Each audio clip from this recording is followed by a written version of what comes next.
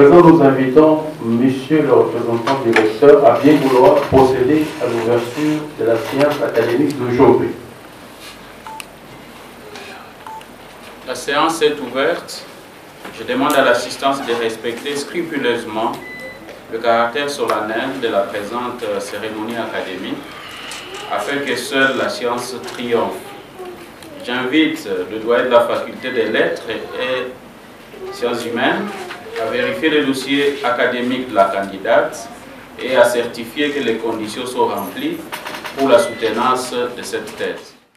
Le recteur de l'Université de Kinshasa, ici représenté par M. l'administrateur du budget, Monsieur le Président et les membres du jury, Mesdames, Mesdemoiselles et Messieurs, voici les procès verbal de l'examen du dossier de la candidate Mme Nsoula Wantambo Céline. Nous, professeur Pamphile Mabiala-Mantouba, doyen de la faculté des lettres et sciences humaines, agissant au nom du secrétaire général à la recherche de l'Université de Kinshasa, le rapport établi par le service technique du secrétaire général à la recherche de l'Université de Kinshasa, chargé d'examiner les documents constitutifs du dossier présenté par la candidate Mme Nsoula Wantambo Céline, à savoir ces pièces administratives, son cursus académique et divers certificats et diplômes antérieurs exigés, la régularité de son inscription à l'épreuve de doctorat en lettres et civilisation française et le paiement des frais y afférents. Déclarons que la candidate a observé toutes les prescriptions légales et réglementaires et qu'elle remplit toutes les conditions requises pour présenter sa thèse en vue de l'obtention du grade de docteur en lettres et civilisation française. Fait à Kinshasa le 3 mars 2023 pour le secrétaire général à la recherche, le doyen de la faculté de lettres et sciences humaines, Pamphile Mabiala-Mantouba, professeur ordinaire. Nsoula Wantambo Céline et vérification des documents scolaires et académiques versés dans son dossier pour l'épreuve de la thèse de doctorat. En 2023, le troisième jour du mois de mars à Kinshasa, nous, Mabiala-Mantouba Pamphile, professeur à l'Université de Kinshasa et doyen de la faculté de lettres et sciences humaines, procédons à la présentation de Mme Nsoula Wantambo Céline, à la vérification des documents scolaires et académiques versés dans son dossier pour l'épreuve de la soutenance des thèses de doctorat en lettres et civilisation française.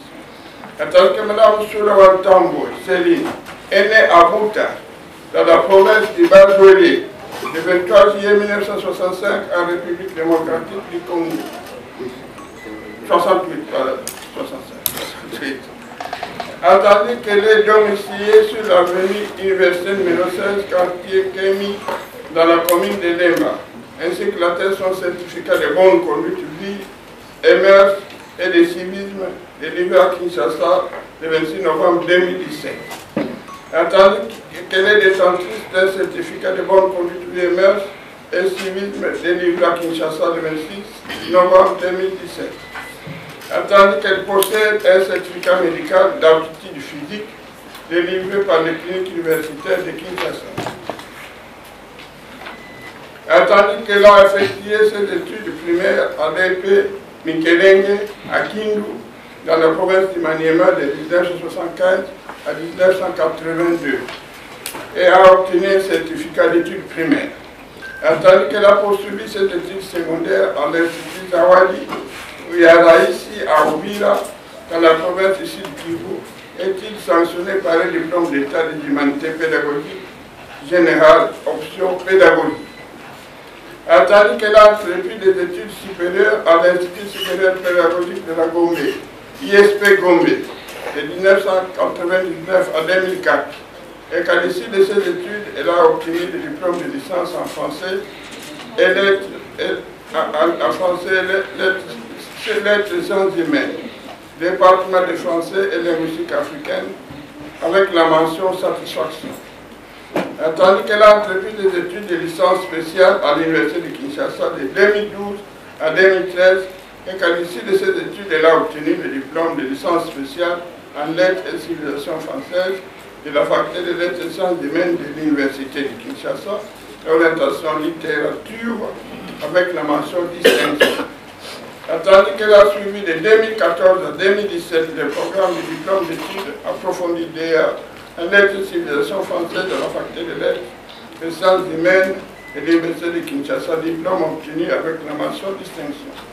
Tandis qu'elle a été admise par décision rectorale à l'inscription à la thèse de doctorat du département des lettres et civilisations africaines de la faculté de lettres et sciences humaines de l'Université de Kinshasa, et qu'elle a obtenu, elle est autorisée à présenter sa dissertation doctorale intitulée Approche narratologique de l'idéologie dans les romans congolais d'expression française, 1976-2007. Tandis que le jury nommé par décision rectorale numéro 02-98-INIKIN-R-2022 du 9-11-2022 chargé d'examiner la thèse de doctorat composée de la manière suivante. Professeur Onden Anson Boan Bagor, président du jury et membre effectif. Professeur Pangadjanda O. Kakese Barthélémy, secrétaire du jury et membre effectif. Professeur Makolomo Soasa Bertin, promoteur et membre effectif. Professeur Bongeli Yakwelo Yato Emi, membre effectif, qui ne sera pas là malheureusement. Professeur Kilosho Kabale Simon, membre effectif. Professeur Goubarika Moudi Wamba Vaneda, membre suppléant. Tandis que le quorum requis est atteint et que les jurys peuvent valablement saisir. Invitons le président des séances à autoriser la soutenance publique de la thèse de doctorat en lettres et civilisation française de Mme Soula Watambo Céline. Autorisation de la soutenance de la thèse de doctorat de Mme Soula Watambo Céline. Nous, professeur Arsène Mwaka Bwenge, administrateur du budget, agissant au nom directeur de l'Université de Kinshasa, attendu que la candidate a observé toutes les prescriptions légales et réglementaires et qu'elle a rempli toutes les conditions requises, civilisation française. Attendu que le jury nommé par décision rectorale numéro 029 8/INIKIN/R/2002 du 9 novembre 2022 pour procéder à l'examen de la thèse présentée par Mme Soula Watambo Céline a déclaré celle-ci recevable. Attendu que le jury nommé par décision rectorale du 9 novembre pour procéder à la présentation de la thèse présentée par Mme Soula Watambo Céline a déclaré celle-ci recevable. En vertu des pouvoirs qui nous sont conférés par l'arrêté ministériel numéro 463/MNB/RMM/2022 du 20 octobre 2022 portant nomination de l'administrateur du budget à l'Université de Kinshasa, spécialement à son article 1er et en exécution des dispositions de l'article 15 de l'ordonnance 142 du 3 octobre 1981 portant création de l'Université de Kinshasa. Autorisons la soutenance publique de la thèse de doctorat à française et lettres et civilisation française de Mme Soula Watambo Céline et passons la parole au président du jury pour procéder à l'examen de la thèse. Faite à Kinshasa le 3 mars 2023 pour le recteur de l'Université de Kinshasa, l'administrateur du budget, professeur Arsène Mwaka Bwenge. Passer à l'examen précis de la thèse de doctorat intitulée Approche narratologique de l'idéologie dans le roman congolais d'expression française, qui commence par le résumé de la thèse. Merci, Monsieur le Président, pour la parole que vous nous accordez. Monsieur le Président, Monsieur le membre du jury, distingués invités, à vos divers titres et qualités, c'est pour nous un insigne honneur de vous présenter l'économie de notre recherche scientifique. En toute humilité, nous vous prions d'accepter avant cela notre mot de gratitude à l'endroit de tous ceux qui m'ont ménagé aucun effort pour assurer notre formation et nous conduire sur le chemin escarpé de la recherche scientifique. Nous bénissons Dieu qui nous accorde son souffle de vie et tous ses bienfaits. Nos vifs remerciements à l'Université de Kinshasa. Par là, nous citons la faculté des lettres et sciences humaines, en particulier le département des lettres et civilisations françaises qui nous a accueillis depuis notre licence spéciale, c'est-à-dire du 2e cycle jusqu'à ce niveau doctoral. Nous présentons nos sentiments de gratitude et nos sincères remerciements à notre promoteur, Monsieur le professeur Bertin Makolo Moussouassoua. Pertinente, sa rigueur pour notre enrichissement scientifique, il mérite notre sincère gratitude. Nous lui associons Monsieur le professeur Jean Baudouin Mokoa et Mathieu Abata. Nous ne saurions taire notre référence envers Monsieur le professeur Rogatien Ondin pour sa lumière et la sémiotique narrative et discursive ou narratologie thématique et modale. Et cela pour ne pas trop dégrainer du temps nous imparti et surtout puisque vous faites partie de ce jury. Monsieur le Président et Monsieur les membres du jury, encore une fois, nous sollicitons votre indulgence pour nous permettre de grimper sur vos épaules afin que nous puissions avoir une large et claire percée visuelle sur la voie scientifique où vous nous avez déjà précédés. Merci d'avance. Cela étant dit, nous voici vous présenter concrètement l'économie de notre recherche doctorale qui a porté essentiellement sur approche narratologique de l'idéologie dans le roman congolais d'expression française 1976-2007. Ne pouvant pas étudier tous les romans de cette période, nous avons opté pour 5 récits de romanciers de cette période. Il s'agit des différents auteurs ci-après. 1. Moutimbe dans Le Bel Monde. 2. Pius Ngandou-Kachama dans La mort faite d'homme. 3. Mathias Boisbois Wakayembe dans Dieu sauve l'Afrique. 4. Moukala Kadimanzoji dans La chorale des mouches. Et 5. Puis Tibanda Wamwela Boujitou dans Rendez-vous sur l'île des Corées.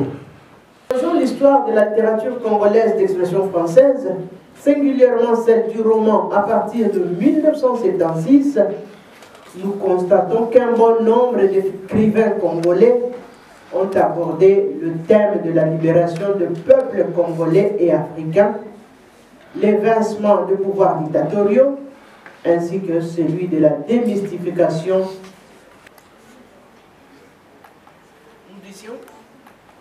Lorsque nous interrogeons l'histoire de la littérature congolaise d'expression française, singulièrement celle du roman à partir de 1976, nous constatons qu'un bon nombre d'écrivains congolais ont abordé le thème de la libération de peuples congolais et africains, l'évincement des pouvoirs dictatoriaux, ainsi que celui de la démystification de la supériorité de l'homme blanc, longtemps considéré comme un être supérieur par rapport à l'homme noir.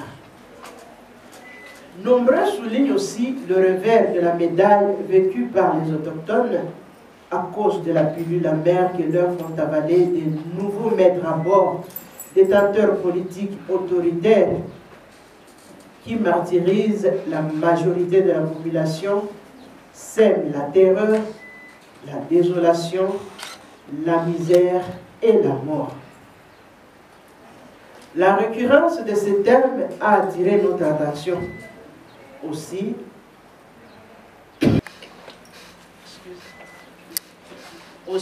avons-nous cru utile d'étudier quelques-uns de ces romans dont les années de publication s'étalent sur 3 décennies, 1976 à 2007, c'est-à-dire durant la période de la Deuxième République. En vue de promouvoir la littérature congolaise et de vouloir connaître les traits idiosyncrasiques de romans, leur idéologie, et aussi fasciné par le thème de l'éradication de nombreuses formes d'inégalité sociale pour l'égalité sociale pérenne, notre travail se propose de mettre en évidence la nouvelle vision de l'idéologie sociopolitique que sous-tendent les romanciers dans leurs œuvres sous étude. Bien qu'il soit indépendant depuis plus d'un demi-siècle, notre pays, RD Congo, vit une situation sociopolitique reflétant toujours l'exploitation ainsi que la paupérisation des masses. La quasi-totalité des romanciers, las de cette situation d'exploitation et d'affrontement politique, dénoncent ces scandaleuses inégalités sociales à travers leurs romans. Cela en vue de pousser les dirigeants à mettre fin à la politique ségrégationniste et à travailler dans l'intérêt de tous. La question principale qui sous-basse les questions secondaires de notre recherche se précise en ces termes. Partant de l'application dans les 5 romans ciblés des théories analytiques de l'approche narratologique, pouvons-nous mettre à nu par dévoilement le mœurs sociopolitique dépravé, tant décrié, et dégager les voies correctionnelles conduisant aux mœurs sociopolitiques policées en RD Congo, en particulier en Afrique et à la diaspora africaine en général. Nous avons posé comme hypothèse, entre autres, ce qui suit. Le roman est l'un des moyens auxquels les artistes congolais recourent pour dénoncer certains abus d'un système politique. L'idéologie est censée récapituler ou englober la vie des valeurs, la vision du monde d'une société ou d'une communauté donnée, ce qui justifie le comportement et l'intérêt que les membres manifestent unanimement au quotidien. Lorsqu'un peuple se sent opprimé, exploité,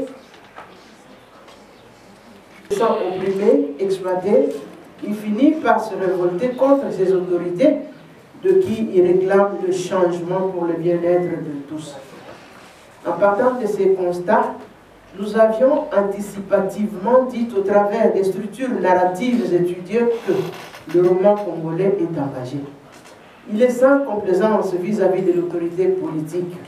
Il véhicule l'état psychosocial, économico-politique, culturel de la République démocratique du Congo. L'idéologie qui s'en dégage est révolutionnaire car elle suscite le changement positif et qualitatif du système de l'État.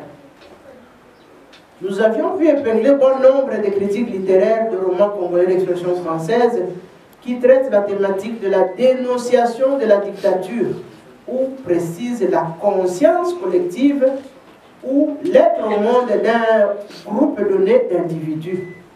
Toutes ces études antérieures se diffèrent de la nôtre par la grande ligne de démarcation tracée par notre recours à l'approche narratologique. La maîtrise du concept roman et de l'idéologie nous ont préoccupés avant leur analyse narratologique. Ces deux concepts se définissent dans le rapport d'un tout et de sa partie, de sa matière. Le tout étant l'œuvre artistique romanesque et sa matière, c'est l'axe ou la thématique centrale du récit, son idéologie. L'idéologie qui prévaut dans la quasi-totalité des romans congolais investis nous amène à rappeler le sens général qu'en donne Althusser.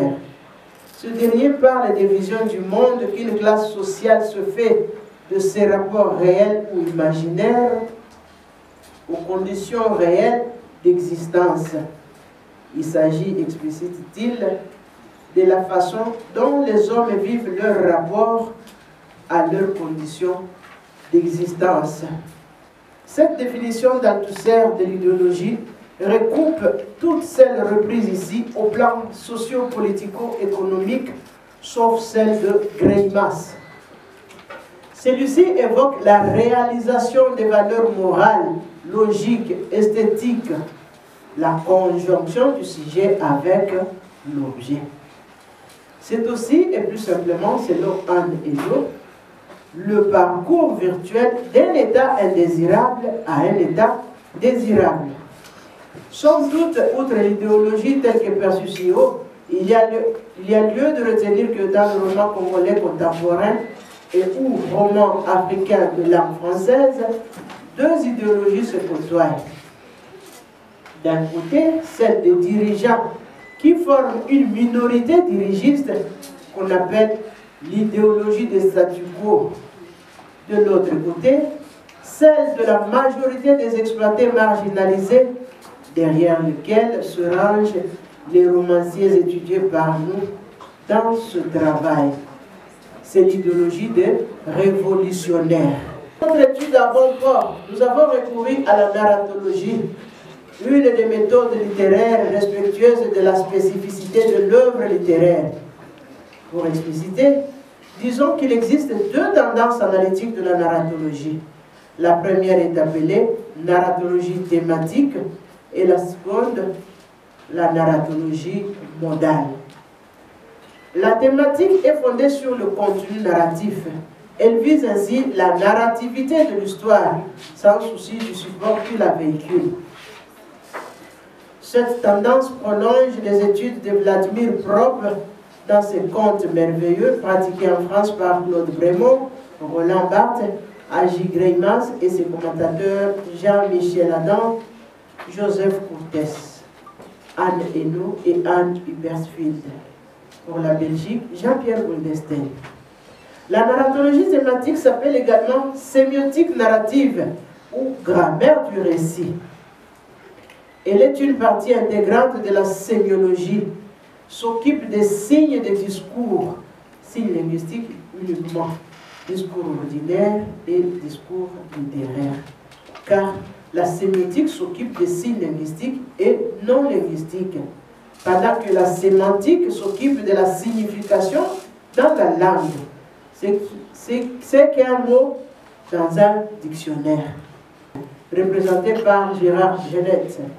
Elle prend pour objet non pas l'histoire, mais le récit comme mode de reproduction verbale de l'histoire, tel qu'elle s'offre directement à l'analyse. La narratologie nous a permis de mettre en évidence les valeurs vers lesquelles les personnages principaux aspirent dans leurs univers microcosmiques et les antivaleurs comme obstacles qui gênent cette aspiration. Les valeurs apparaissent nettement comme un état désirable et les vices comme un état indésirable. La narratologie se retrouve largement exploitée dans le corps de notre ouvrage comportant 6 chapitres, hormis l'introduction et la conclusion générale. Le premier chapitre aborde les aspects théoriques et les données descriptives globales des récits. Le deuxième présente les structures narratologiques externes et celles internes des récits cibles. Le troisième chapitre analyse les 2 fonctions narratives de Roland Barthes dans les 5 romans cibles. Le quatrième fait l'analyse de la narratologie modale de Gérard Genette dans les 5 récits cibles. Le cinquième fait l'analyse de relations actentielles de Greimas dans le récit cible. Le 6e chapitre prend en charge la quintessence de l'idéologie à travers le triangle actentiel pour atteindre le sémiosis de Charles Sanders Peirce à travers ces 3 variantes, signe, objet, interprétant dans les 5 romans cibles. Après la synchronisation et ou la coordination de ces 6 chapitres de l'étude narratologique, thématique et modale du roman congolais contemporain, nous en donnons la synthétisation de la substance du contenu de 5 chapitres restants. Concernant l'idéologie politique dans les structures externes de tous les 5 romans de notre corpus, l'approche narratologique s'est initialement concentrée sur 2 éléments du paratexte, à savoir le titre et l'iconographie. La titrologie explique les titres que les 5 romanciers ont donnés à leur récit. Ils ont dû recourir à l'usage de figures de style. Il s'est agi de l'oxymore, la métaphore, la métonymie et l'hyperbole. Également, les recherches de Gérard Genette en narratologie modale et, somme toute, elles nous prolongent, nous, les narratologues, les sémioticiens, les sémiologues. C'est pour cela que nous accueillons à ce titre-là des sémioticiens à bras ouverts dans notre famille scientifique, Madame Céline Tsula, comme sémiologue. Pouvez-vous illustrer à travers leurs usages dans les 5 romans un des opérateurs sémiotiques les plus en vue, le plus remarquable, le plus significatif, le plus relatif au signe qui envoie à l'objet et qui envoie à l'interprétant. Je répète la question, pouvez-vous illustrer à travers leur usage dans les 5 romans un des opérateurs sémiotiques le plus remarquable, le plus en vue,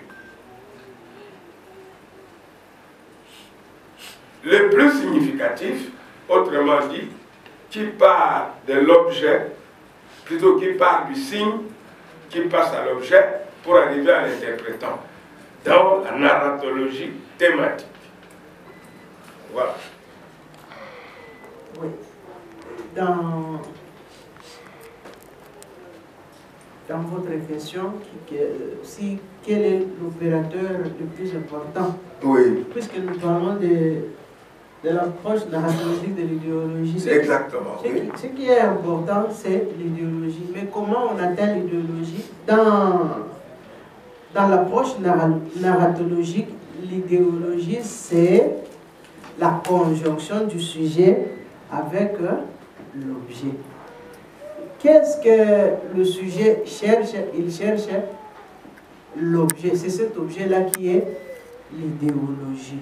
Charles Sanders Peirce a pris 3 dimensions. Le sujet, l'objet et l'interprétant. Mais nous pouvons le réduire dans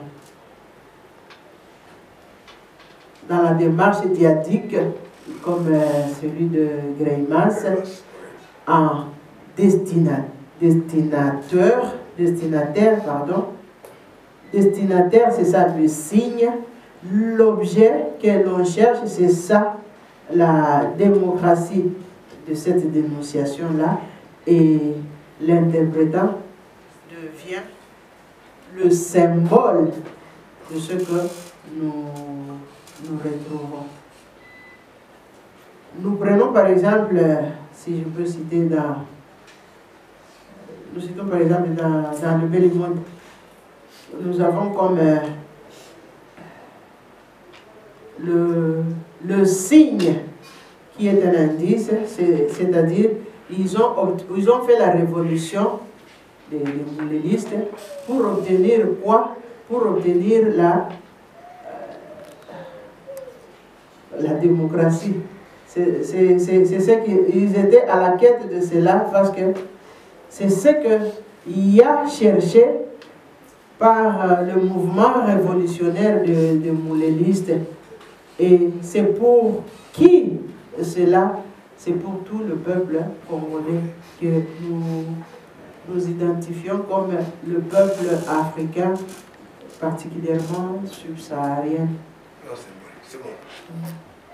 Effectivement, satisfait des réponses de la impétrante, ce qui me permet de passer la parole au promoteur, le professeur Bertin Makolo, à l'extrême droite. Monsieur le Président du jury, chers collègues, membres de ce jury, je voudrais d'abord avouer que Madame Cécile Soula est une chercheuse que j'ai adoptée.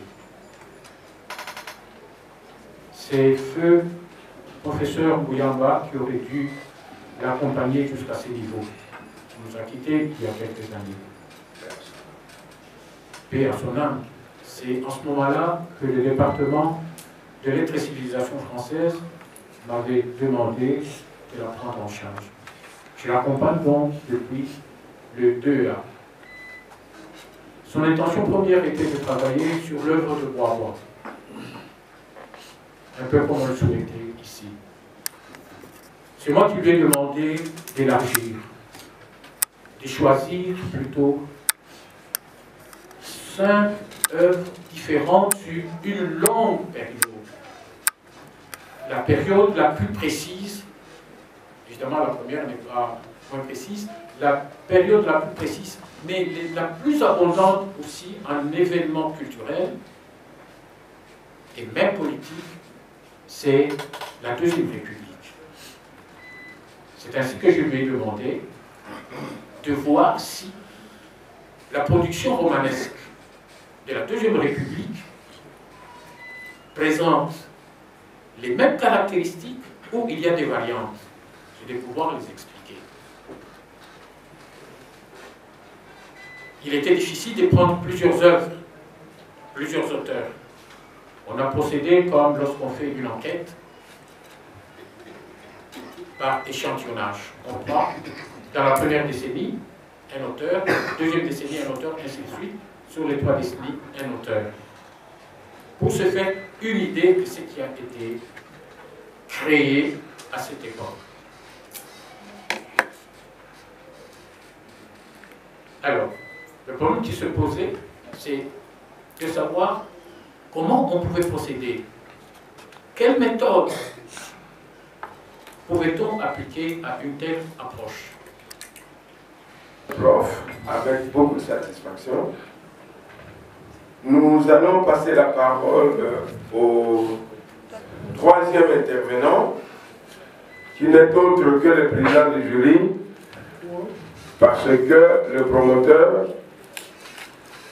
vient, comme on le dit, in cauda. Voilà. Je voudrais, d'entrée de jeu, être d'accord avec les autres membres du jury qui viennent de me précéder concernant la valeur intrinsèque de cette thèse. Au demeurant, je veux souligner que tant la forme que le fond de la thèse de Tsoul, tant la substance formelle que la substance du contenu de cette thèse, nous voulons dire que l'impétrante a fait un travail exemplaire concernant les applications des opérateurs narratologiques.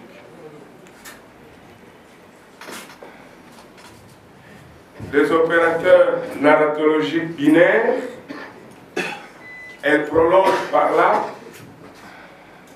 avec à propos les recherches sémiotiques de Greimas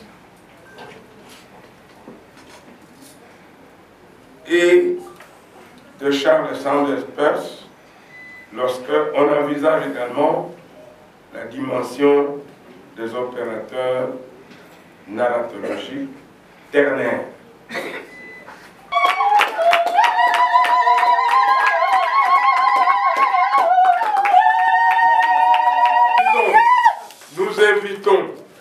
le recteur de l'université de Kinshasa, ici représenté, a bien vouloir conférer le grade de docteur en lettres et civilisation française à la candidate précitée. Faite à Kinshasa le 3 mai 2023, le président du jury, Ondin Ansoum Bouang Bazol, professeur ordinaire. Nous, professeur Arsène Mwakabouenge, administrateur du budget, agissant au nom directeur de l'université de Kinshasa, vu le procès verbal du jury chargé de procéder à l'examen de la thèse de Madame Soulawatambo Céline, en vue de l'obtention du grade de docteur en lettres et civilisation française, attendu que toutes les prescriptions de l'ordonnance loi numéro 081/026 du 3 octobre 1981, telles que modifiées à ce jour, relatives à la collation des grades académiques, ont été respectées, conférant à la candidate précitée le grade de docteur en lettres et civilisation française. En foi de quoi, nous lui remettons le présent diplôme et les insignes de l'université et déclarons qu'elle a la jouissance de tous les droits et avantages attachés au grade académique obtenu, conformément à l'ordonnance loi dont référence ci-haut. Faite à Kinshasa le 3 mars 2023, pour le recteur de l'université de Kinshasa, l'administrateur du budget, professeur Arsène Mwakabouenge.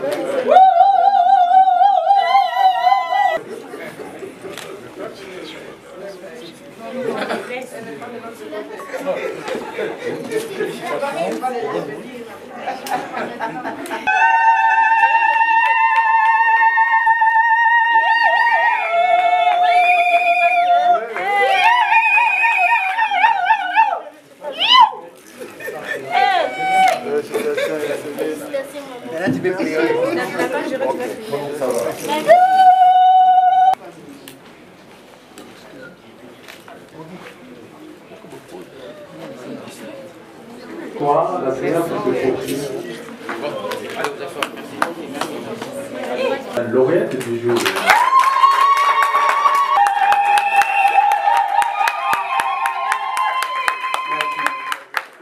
Circonstance de la lauréate du jour, de monsieur le doyen de la faculté des lettres et sciences humaines, ici représenté par l'administrateur du budget. Il va parler au nom du...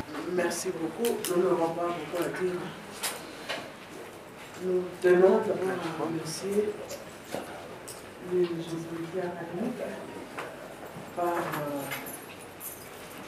le représentant du comité de gestion, le président du directeur. Nous disons merci infiniment parce que vous êtes passés, vous êtes venus nous accompagner à ces séances. Et les autorités des canaux de notre faculté, monsieur le doyen et madame soutenue, pour que nous puissions avoir, comme nous l'avions signalé, une large vue scientifique en montant sur leurs épaules. Nous leur disons merci. Nous remercions aussi tout le public, tous ceux qui se sont dérangés pour venir nous assister en ce moment. Vous êtes privés de vos multiples préoccupations, mais vous avez accepté que nous soyons ensemble en ce moment. Et je disais que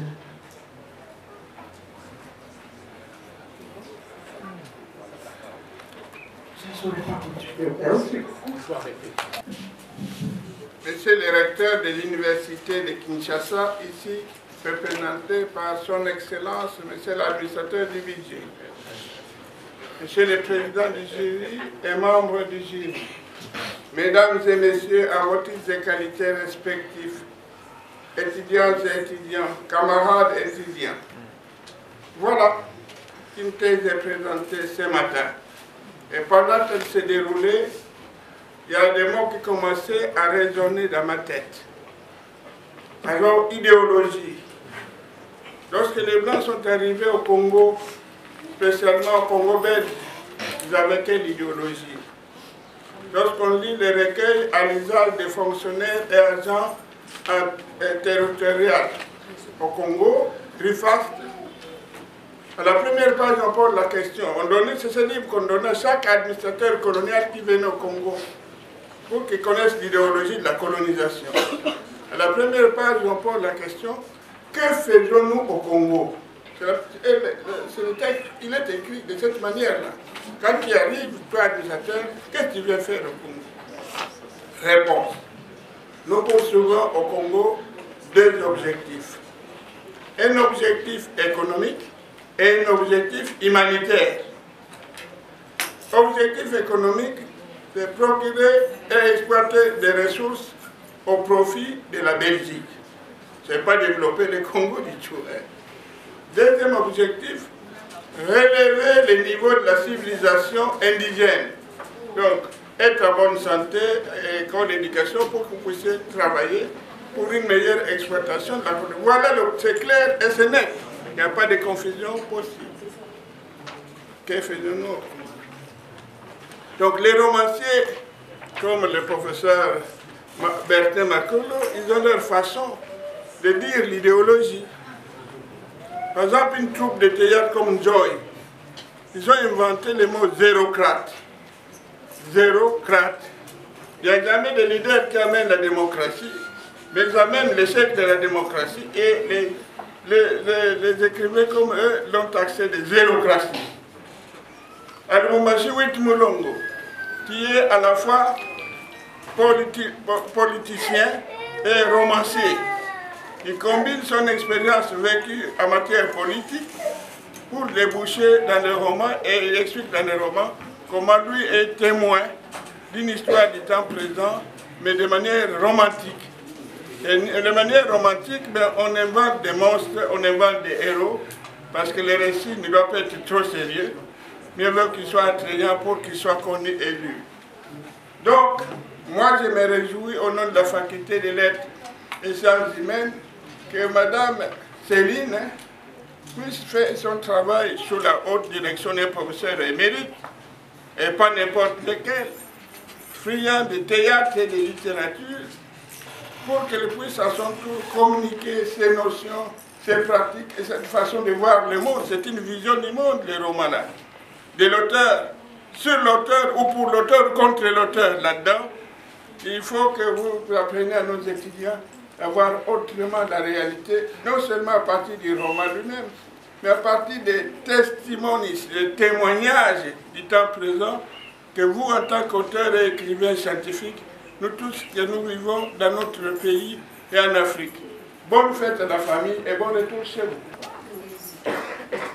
Monsieur le doyen, Madame la vice-doyenne, Monsieur les membres du jury, et chers professeurs, chers invités, au nom du comité de gestion que dirige le professeur Jean-Marie Kayembe, je voudrais prononcer un mot à trois temps. Dans un premier temps, je voudrais féliciter Maman Céline et désormais Docteur Céline. Je voudrais la féliciter parce que je connais dans quel contexte elle a eu à travailler jusqu'à atterrir aujourd'hui, à la fois dans de grandes émotions, mais aussi dans des grands soucis de santé. Je voudrais la féliciter et dire que c'est une joie.